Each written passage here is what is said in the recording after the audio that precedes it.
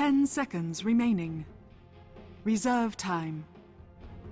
5 seconds remaining.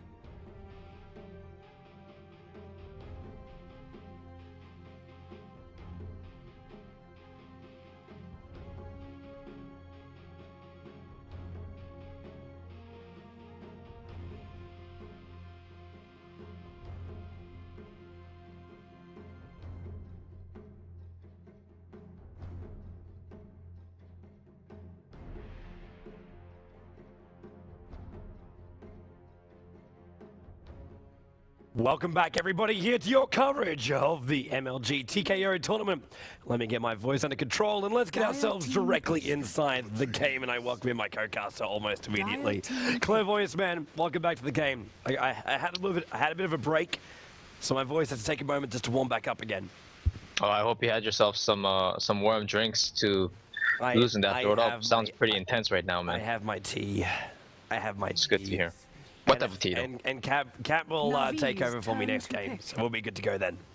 All right. Just a kind of curiosity, what type of tea you drinking there? I have like raspberry tea. Oh gosh, oof. Not my cup of tea, that's for sure. Oh, obviously not. You'll be like a sage tea man. What are you trying to say, man?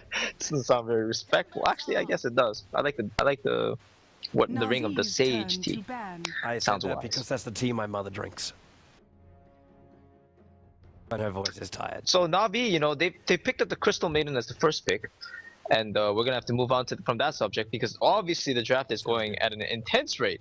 But more importantly, Toby, the surprise of the century. Can you say the Invoker has not presented itself for the drafting phase of this game? Is because it's been put onto the sidelines, removed, and all dreams of invoking have been shattered because Navi are actually not the ones to take it out because they are first pick. And Power Rangers, after that kind of performance, as well as the caliber of Dota that they've been demonstrating, are fully aware of the fact that Navi would have snatched that in an instant. And of course, because the Invoker, as well as the Nyx Assassin, two of the most popular heroes in the meta, as well as some of which are highly coveted Navi heroes, are taken out.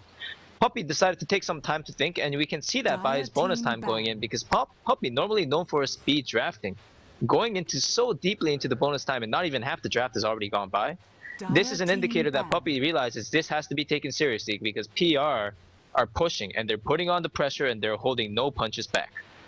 Yeah, man, and I'm surprised Navi, in fact, gave him the Venomance to do their old combination again. And you take out Shadow Shaman, you take out the Dazzle, and that's great, but, man, PR's still going to come hard hitting at you.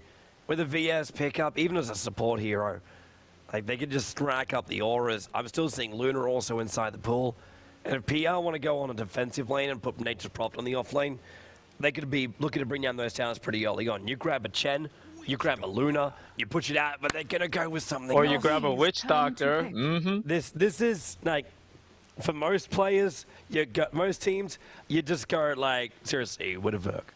It makes almost no sense whatsoever. Oh, come on, Toby. This makes perfect sense. It makes Toby, perfect look at sense the tournament with we're PR. casting right now, man. This is MLG. Witch Doctor is MLG. You feel me, Toby? Do you want to explain it for everybody? Oh, no. There needs to be no explanations on that regard. All I can say is Google up or YouTube up some MLG Witch Doctor videos and you'll know exactly what I'm talking about. We may or may not see some fine suspicions. Oh, don't worry. It's gonna come to pass here. To actually, they ran this strap before. They ran up against a team called Relax during the Yard White Festival. It won't be done exactly the same because in that kind of combination, they did have the VS played by Moon. They had FNG was playing the Witch Doctor, and they used a combination of either Earthshaker or the Ancient Apparition. That was their 3-lane combination. That was that combination you're talking about with like the off lane too. But then, then they had, with that thing, they had like a follow-up thing. They had Cheshire Cat that could go onto the Timber Saw. And yeah, sorry, Cheshire Cat was on either Nature's Prophet or the Venomancer. So yeah, they'll make things around a hell of a lot. But it's FNG who'll be playing that Witch Doctor in this game. I see. So it'll be certainly a support Witch Doctor and possibly that carry Venge again. Now, I didn't get to touch upon it last game, But I do want to 5 point out that seconds Moon, remaining. who's been playing the carry bench rather frequently as of late, he does a very nice skill build, probably one of the most efficient skill builds that you can go for. But basically, you start out with the 1-1-1 on the Vengeful Spirit, and then you proceed to max that Terror first, because in the early game, that HP removal for 90 damage at max level, as well as the armor debuff of -6, basically churns every early game hero into paper. And I'm talking even heroes like Templar Assassin, who are normally not very susceptible to damage, as well as Timbersaw, who 10 gets a hefty seconds amount of armor remaining. the more times you try to punish him with right clicks. Even all of these materials 5 and things that seconds help you remaining. withstand damage all of a sudden kind of melt and they disappear in the fray. And you know what? The Venomancer call on your Navi's part, turn to 100% right on the money. But at the same time, looking at this lineup now, I'm kind of fearing Power Rangers lineup again. Very strong in the early game, but slowly falling off in the mid-late game stages. Of course, that is revived and remedied to an extent by the Nature's Prophet first pick. But at the same time, if the game does progress on, Navi will have a very strong lineup. Then again, for the third time, I'm looking at this now. Venomancer is actually a very good direct counter to the Templar Assassin. Venomancer 10 is also a seconds great, like, remaining. not only just counter the TA, but how many times have we looked in the past where Eternal Envy like 5 played VS in a seconds core role, remaining. or Venom was being played in a core role? Our Rangers Reserve DPS time. approaching that mid game, even to the end of the mid game, is still insanely strong, and it's enough to push high ground.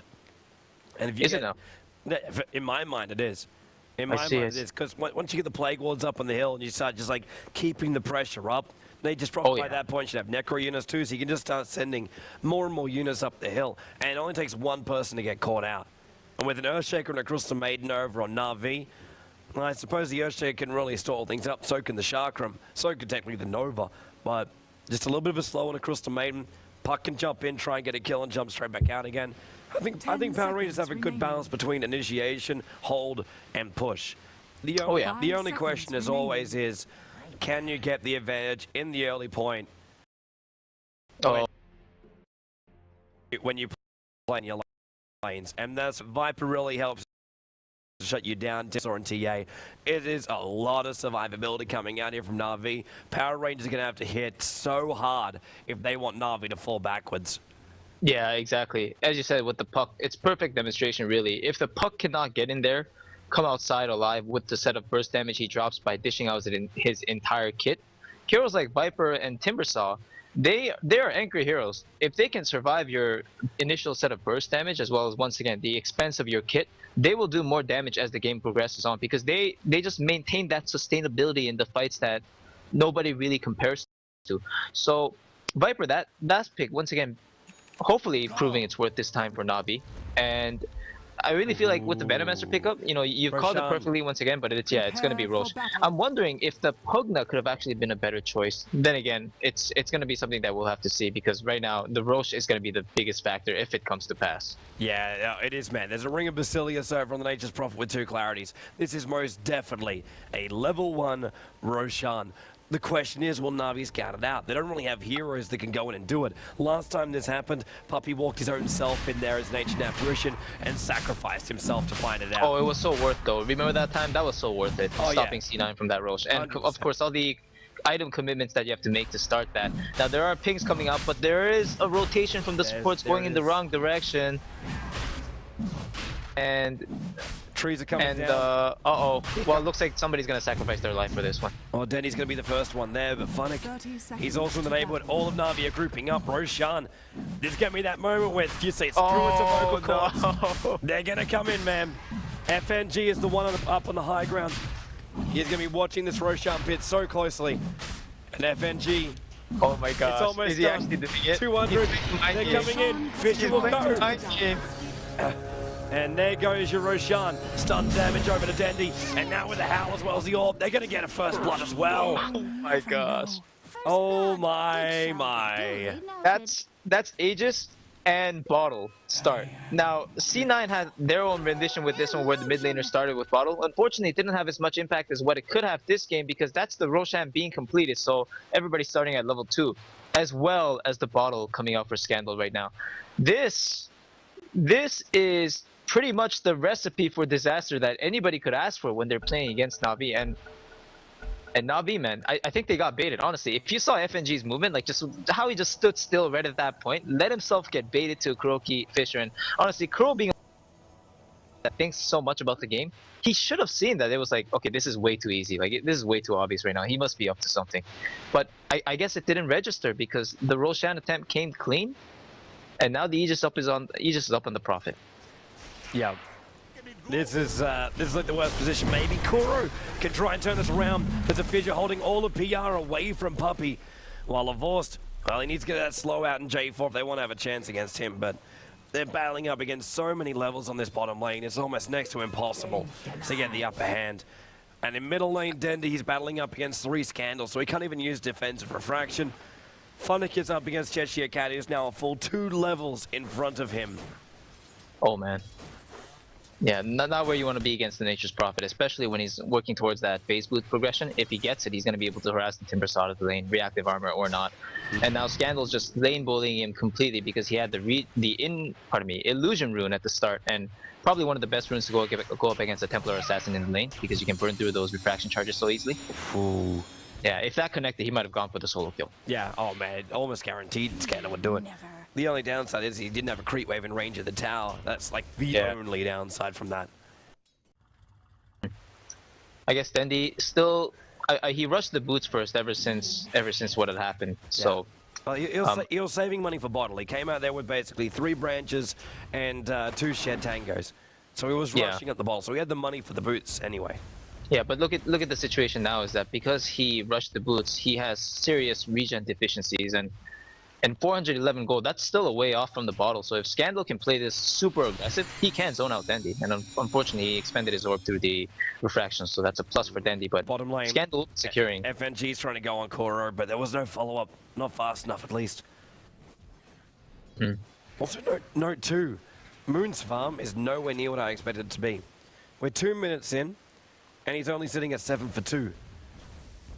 I was actually expecting. I know Halvorst isn't really doing much better when he's sitting at 3 for 3. Right. But yeah, you know what it was is I understand your concern is that it looked like he was just gonna have such an easy time at the lane because of the Roche as well as all the other things. Yeah. But when they came into the lane, they had to clarity up for the full duration, and that's a lot of free time given to Navi because they were just low on mana due to the Roche.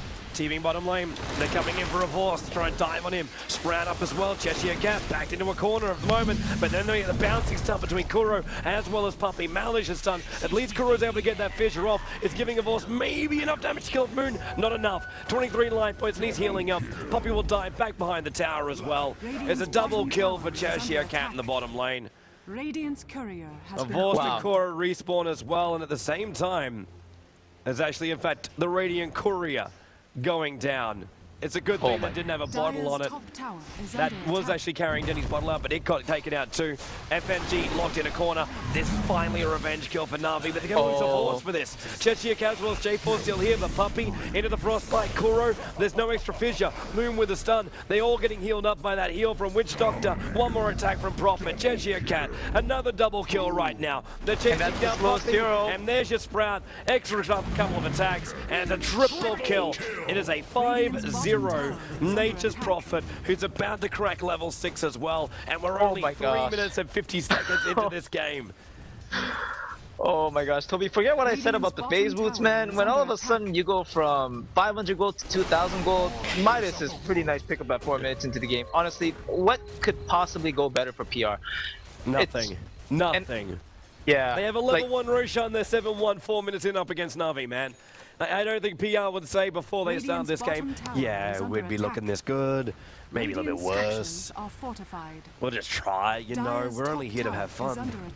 Yeah, and honestly, what do they end up doing? They replicate their performance in the exact form of statistics. 7-1, I remember those exact stats being around that 10 minutes. Instead, they shifted the time forward to 4 minutes into the game. Prophet has the Midas rotating in. He's going to go into the jungle now, and then he'll have his Wrath of Nature available in the next engagement. Notice the switch, though. You've only got VS on the bottom lane now. Now this is obviously like a level 4 VS. The bottom tier 1 tower goes down, so that's a nice advantage for them. But Venomance is taking time out to smoke and try and gank up the middle lane. Which Denny says, screw it, I got to wall back to base anyway because my courier got killed. I still don't know how that happened. Don't know how that happened, but it died anyway. And Witch Doctor, Puppey, Malediction, then into the stun. Luckily for him, no one's nearby, but with the fissure stun, it doesn't make enough distance. The Malediction already kicked in too hard. Ever since they changed the range to that one, of course, TPing out. They don't have another stun. Oh, they do. Moon just came off cooldown as he walked around the tree line, but he didn't have the sight. But Scandal has a haste rune, and he's coming down to try and find Kuro, who has cut a new path into safety down here on the bottom lane. Yeah, that's very smart of him. I think, you know what though, it might have been close call, because if Scandal decided to orb into that general area at the bottom, he might have been able to spot it out with the orb AoE vision. But Kuro, surviving a sure kill attempt. Very well done for him. We have to look at the upsides now. This is what we always do when we hit a point of this game. Dendi at least still has got 23 CS in this game. He kept up with Puck, but it's Timbersaw up in this top lane who's leading the way. They're chasing down Cheshire Cat, TPR, chain into a Sharkram with a Whirling Death. They're able to pick up Profit. So Timbersaw is actually looking quite good in this game. And remember what we were saying before. If PR can't get up into the higher ground early on, then it's trouble for them. And having a lot of farm over on Funnick, that causes a huge amount of trouble for them. And Funnick really needs to make the space, because Earthshaker, he can't do it. They're giving him the farm in the middle lane right now while Dendi is absent. But Puppey also, another one of these heroes. It's not like Venomancer where you put up a wall of wards and you have a secondary purpose. You gotta be in there to fight. Absolutely. They have limited functions when it comes to the game development as a whole, and bottom lane's getting pinged out now by Moon as well as the Venomancer, but they are two level 4 and 5 heroes. They're going on Funnick, but this isn't a good idea right now. That Sharkram has taken away so much of his life. There's another chain in a moment, that's why Cheshire Cat moves into the tree line. Sharkram out again. Oh, just a second too late. But FNG, Nova'd up. Funnick's out of mana though. He's got Arcane Boots up in a moment. In fact, there she pops. It's still not really enough to chase because he used too much for the Sharkram. The Courier was also just able to survive, and in the meantime, Avorst dies behind the Tier 1 tower to the Witch Doctor, what appears to be Malediction, Stun, and Ultimate. Oh yeah, there was also a Puck in there as well, and they invested pretty much everything. Once again, all kits, all spells being expanded, and Dendi's now going on the Puck, but Scandal has the orb, so he'll be able to get out safely with no concerns. I think Kuro was trying to get there in time to put the fissure, because if that like obviously it's very difficult when you got phase shift in there. Oh yeah, for sure, especially with the uphill vision as against what you're running against. So many heroes being off the map, it could have been a dangerous call. But really though, that bottom overcommitment, you called it just as it began. Really, like, there's no real necessity for something like that to happen. Even though Funnick is ahead in terms of levels as well as other things, because he was given that space at top lane, he might be of their concern, but right now they want to just maintain the advantage more than try to steal it from Navi, because Navi's heroes like Viper too, they actually need a good lead. And the thing is, they've been shutting down Havos so well. He's only 1-3-0, and he has no CS to its name basically as a safe lane carry. So they're still fine. Havos won't be the major problem though. Okay, PR's been rotating out. That's great for them. They've taken out a Tier 1 tower on bottom lane, also great. They're finding a good amount of farm over on the Puck, but it's not equaling his Blink Dagger yet. I'm still seeing a Templar Assassin who's able to buy up a Bracer and probably go into drums if she really wants to. She's still ahead in CS above that of Scandal, even with the one death. That was at level 1. So Denny hasn't been crippled by this since then. And Timbersaw is well ahead of Nature's Prophet. This is Prophet who obviously goes into Hand-of-Ice. In the later game, he'll cause a couple more troubles. But it's your Nature's Prophet. He's not going to give you that big oomph for kills in the early point of the game. That's where the VS is meant to kick in. And they're going to do that right now in the mid. Dendi, Sentry Wards are down, so he decides to pop off the Mana Style. And he knows he can't really fight this one. He was going to go down anyway. The Prophet ulti was bouncing through, so he was going to die. So that's exactly what they did. This is what PR was about, my point I was about to get to. PR needs to make sure they shut down both Dendi as well as Funnick, and then do something like this. Move into another tower, keep the momentum going. Holding a small advantage right now isn't enough to win this game. They need to keep being on the front foot. Oh, most certainly. But you know what? With that tower kill as well as the Dendi kill, this is exactly what it's going to lead to. The next Roshan, they had it timed perfectly because they know that as soon as they took it at the lower levels, yeah, there it is. The ward's going down, the sentry to do the potential countering, as well as an extra ward to ensure the safety of the attempt. And yeah, they're going to check out the pit. Looks like Prophet didn't commit immediately. He's going to be rotating to the base to get himself a nice surge of mana that he really needs for the next Nature's Call series. And there it is, man. Really, advantages all over the place because it's only getting bigger for the side of PR. Battle begins. And Navi will not fight. They can't. If they try it, they're dead. They don't have time anyway. The Medallion is just eating through it. Roshan with -10 on the armor. And there it goes. Aegis Simon will be taken by the Vengeful Spirit. the most fragile of their DPS heroes. But she also, with that, Roshan finishes at the full drums. And yeah, she's also building into BKB too. And quite honestly, we saw the Templar Assassin doing so well in the CS department that we thought, you even said that Puck might have been slightly falling behind, but with 2 Roche kills to his name, Scandal has enough money for the Blink Dagger at 10 minutes. That's faster than normal Pucks anyway, and of course, especially the treads being complete in his inventory, he is doing extremely well, despite all things said and done. So, once again, Power Rangers, they're maintaining the lead. Of course, Navi are given some room at the top lane because they're dominating the enemy jungle, but they're investing 5 heroes to do this against the Nature's Prophet. There's a lot of intel being given to Power Rangers right now because one, Scandal's going in so deep at the enemy territory with Invisrune, and secondly, mid lane is pushing in, but there is no counter. There are no heroes to stop this push or even try to farm this up. So I think PR have a very good idea that Navi is camping their jungle, and they're making the best and the wisest decision out of it in pushing the other side of the map. Dire's top tower has fallen. They can't push fast enough. Like, you're pushing out, I know, as you said, like, intel's been given, but that was just a bait by Navi, and that will force this until PR responds. Navi's at a point right now where they want to take a fight, and they want PR to be caught out. Prophet's going to TP down at the bottom. This just becomes a full trade-off now. But Funnick is going to mop up most of this creep wave anyway, so he doesn't have that much of an issue with this. The TP comes out from Scandal. He starts to go to the tier 2 tower.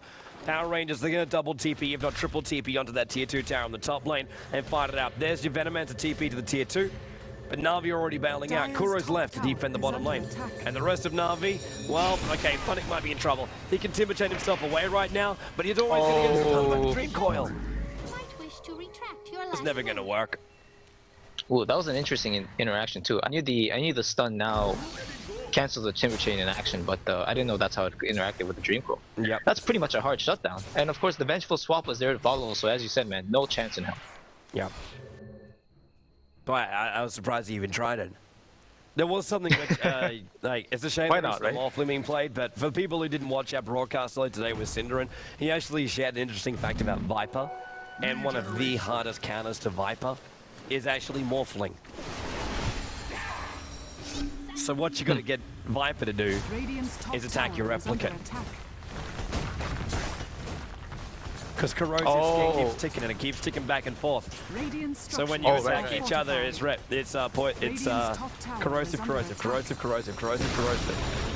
Radiant's top tower Right. Unfortunately for Morphling though, I thought he was going to be really viable in the new patch too, but with all the changes to the game as a whole, and the thing is he's actually lost so many base stats that I completely omitted, even though his waveform came back to the shape it was back in TI12 or TI2, not TI12. It's a long time ago, man. Yeah, long time in the future. Cheshire Cat. Funnick was trying to initiate. Scandal goes on top of Puppy. The orb will connect, and he'll get the kill. Scandal also jumping in with the extra rift. He's still got his Dream Coil, which he's now going to use on both Kuro as well as Funnick, but Kuro's Echo Slam does enough damage that finally the puck will go down. But they're losing 3 heroes in the mid for this. Dendy was AFK farming, aka also pushing the bottom tower out. Navi were just not ready to fight that one. Dire's structures are fortified. They certainly won. You know what? Weren't, but I really feel like the Vengeful should have TP'd to that bottom tier 1 tower. They're giving a lot of, I guess the Nature's Prophet ultimates there to stop it, so that's fine. Coming in anyway, man. Prophet TP's deeper inside the lane. Look at the mech over on this Prophet too, so the chance of getting a kill in this lane, next to nothing. With the Venom ulti going out, Denny's going to TP himself away to safety, but VS double kick in. Oh man, the confidence. Pardon me, I'm getting a little bit of the Toby throat there, but the confidence coming out of Moon right there. Did you see that? I mean, first of all, they walked into the lane. Confidence. J4 Puppy. Oh, Frostbite. Just in time. Kuro would have so so he would have stopped it, but Puppy. Oh gosh. Yeah, well, so much for that confidence, really. But I mean, the demonstration of what they did there. First of all, they rotated into the bottom lane to the point where I'm like, why not just TP and stop the push? Because I thought Nature's Prophet was already expended at the mid lane. Because they took a 3-for-1 trade there, and I thought the Prophet ulti had to have come to pass, especially with all those things going around on that side. But they had it. They were able to slow down the push, and they were able to bait Navi to stay to that point where they were unable. And same thing again. From the out. Want to go and hit the bouncing stun into Puppy, back to a force, and then the Witch Doctor ultimate carves up both the Crystal Maiden as well as the Viper.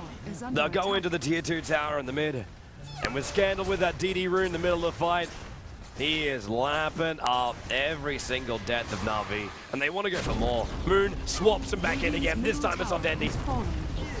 Will be there. The fissure from Kuro buys Dendi some space, goes into the meld, and then just backs up again. As PR, they want to go high ground. We're 15.5 minutes in, and they want to beat down top of the tier 3 tower. Well, look at their net worth, look at their levels. Can they really stop them? Kuro, fissure, that's one way to do it. But they can still reach the tower from where they are, but with a Viper ulti over on Moon, actually he hasn't even triggered that one off yet. It's just a standard poison. Puppey, stunned up once, in jump Scandal, he'll get the kill on that one. The Omen's also up and taken out, but nice movement coming out from Funnick until he misses the Timber Chain, at which point the heal from the Witch Doctor, wonderful fissure, comes out from Kuro, but it's already too late. Funnick kills over, back inside the base. Denny will die as well. This is GG. This is 16 minutes. This is 5 straight losses. 3 in the hands of Team Empire yesterday in the TKO, and 2 in the hands of Power Rangers here today in the TKO. Navi are basically sitting at a point where they could be eliminated from the MLG T.K.O. They are 0 for 4.